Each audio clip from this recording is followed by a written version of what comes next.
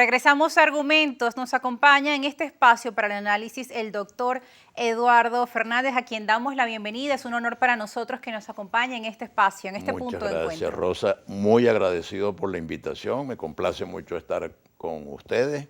A la orden. Gracias por estar. Cartas al presidente de Estados Unidos, Joe Biden, una escrita por un grupo de economistas y miembros de la sociedad civil en Venezuela y otra escrita por otro grupo de la oposición venezolana, donde figuran personas como Antonio Ledesma, la coordinadora de 20 Venezuela, María Corina Machado. En una se solicita que se revisen las políticas de sanciones a Venezuela que no lograron su objetivo de cambio de gobierno. Y en la segunda, la enviada en respuesta a la primera y también dirigida al presidente de Estados Unidos, pues se dice que es necesario mantener las sanciones porque de esa forma se mantiene al gobierno de Maduro pues bajo una política de presión. Que no hacerlo sería oxigenar al gobierno. Total que el señor Biden debe estar abrumado con la cantidad de cartas que está recibiendo. Ya tiene suficiente con los problemas que tiene Estados Unidos para que los problemas de Venezuela también lleguen a su escritorio. Mira, Rosa, no hay nada más importante en este momento que mejorar las condiciones de vida de la población venezolana. La gente venezolana está sufriendo mucho. Claro.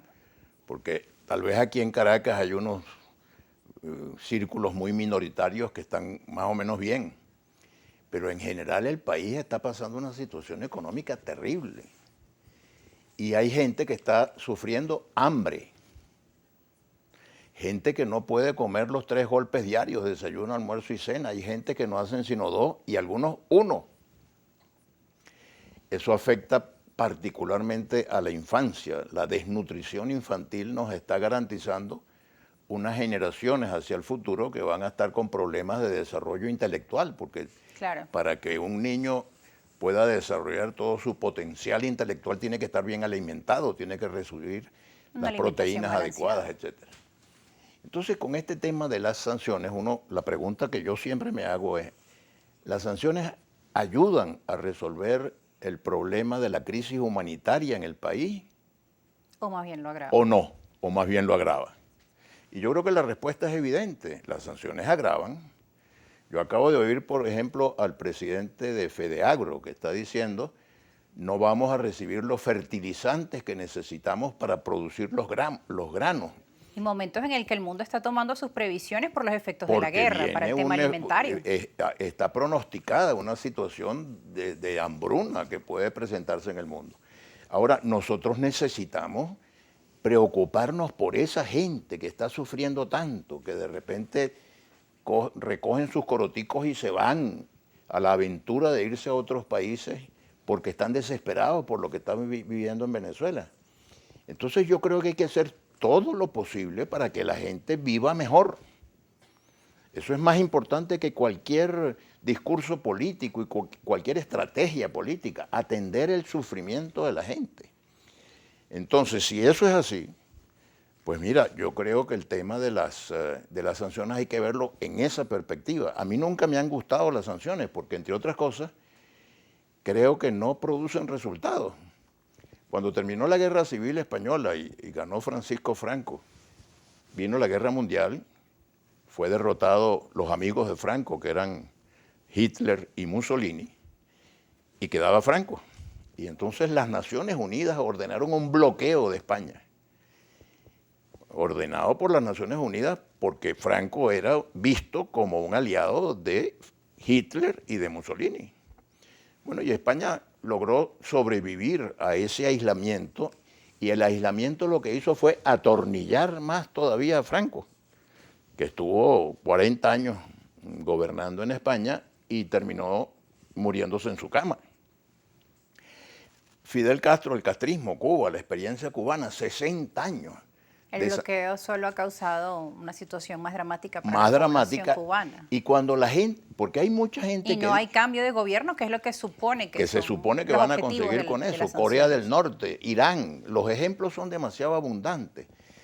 Entonces lo importante sería que nosotros lográramos los cambios fundamentales. ¿Cómo se logran los cambios fundamentales? Promoviendo un gran consenso entre todos los venezolanos alrededor de qué es lo que hay que hacer para que el país esté mejor. Fíjese, doctor Eduardo, ahora que habla de consenso, nos llega un tuit de la doctora Egle González Lobato, profesora también de la Universidad Central de Venezuela. Vamos a revisar ese tuit, donde dice lo siguiente: un error común de las cartas, dice Egle González, al presidente Biden, es que no reflejan consensos entre diferentes, sino acuerdos, aquí está, entre quienes piensan igual, dice el tuit. El día que ambos grupos o más se unan y logren mínimos acuerdos, quizá podamos lograr un cambio político-social. Hay un movimiento muy importante que se llama Unión y Progreso, que dice, para que el país progrese, tenemos que unirnos. Sí. Rosa, tenemos 20 años de división de los venezolanos. 20 años fracturada la unidad nacional. Uno de los graves errores y de los graves daños que el chavismo le ha hecho al país es haber fracturado el sentimiento de unidad nacional. Entonces, en Unión y Progreso están recomendando un programa de 5 puntos.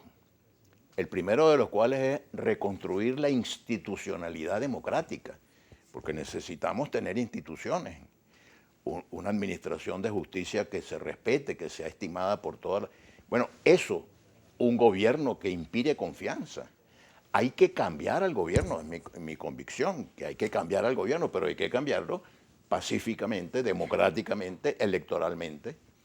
Lamentablemente se han perdido en el pasado oportunidades para cambiar al gobierno por una tesis absolutamente absurda, que es la tesis de la abstención. Sí. Si la gente no vota, pues los que están en el gobierno se perpetúan en el gobierno, aunque sea con una votación muy pequeña.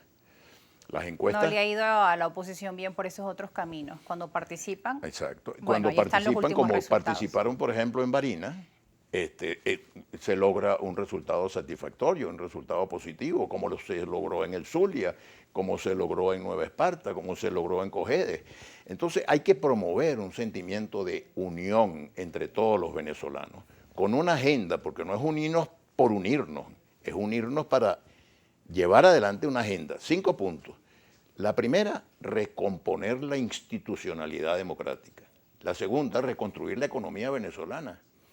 Es muy doloroso el estado en que está la economía venezolana, siendo como es que Venezuela tiene todo para tener una gran prosperidad económica. ¿Qué nos falta? Unión para tener un nuevo gobierno en un ambiente de consenso, de unidad, de entendimiento, de paz. No se trata de venganzas y revanchas, se trata de tratar de unirnos a todos los venezolanos. El tercer tema es el tema de la pobreza. Es escandaloso que en Venezuela mucho más del 50% de la población está viviendo en situación de pobreza y un porcentaje muy elevado en situación de pobreza extrema. Es que no nos duele. No nos duele. Es una realidad que está Claro. ahí, a pesar de que obviamente también hay quienes han crecido o quienes han buscado la forma pues de reinventarse, ¿no? En medio de las Bueno, circunstancias. pero la mayoría mayoría del país está pagando las Claro. consecuencias de los errores de política económica de los gobiernos del señor Chávez y del señor Maduro, que además se agravan con las sanciones. Entonces, todas esas medidas tomadas por los gobiernos... ¿Cuándo empezó la catástrofe económica en Venezuela? Yo tengo dos imágenes que me parece, ahí fue que empezó la catástrofe. Lo primero, cuando el presidente Chávez aparece diciendo exprópiese, exprópiese, exprópiese. Bueno, eso quebró la confianza en la economía venezolana y los inversionistas de una vez agarraron su real y dijeron, nos vamos. Que ahora hemos visto algunas muestras con, por ejemplo, el tema de la devolución del Sambil, de la Candelaria. Y entonces parece que están rectificando ahora. Ojalá que rectificaran. Hay un ambiente de cambios. Ojalá que rectifiquen mucho. Pero en todo caso, yo creo que este gobierno, en mi opinión, no está en condiciones de producir la confianza que se necesita para que vengan todas las inversiones que hacen falta para que Venezuela vuelva a florecer como una economía próspera y se acabe el hambre y se acabe la desesperación de tantos venezolanos. ¿Qué necesitamos? Por ejemplo, reactivar la actividad petrolera.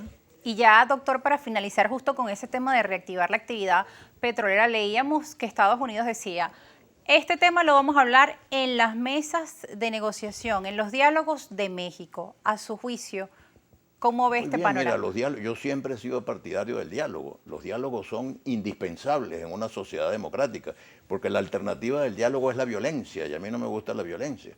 Entonces, los diálogos son muy buenos, pero la reactivación de la industria petrolera no debería estar dependiendo de un diálogo en México, sino que, caramba, vamos a hacer las cosas bien hechas para que el país tenga los recursos que permitan atender la situación de miseria que está viviendo buena parte de la población.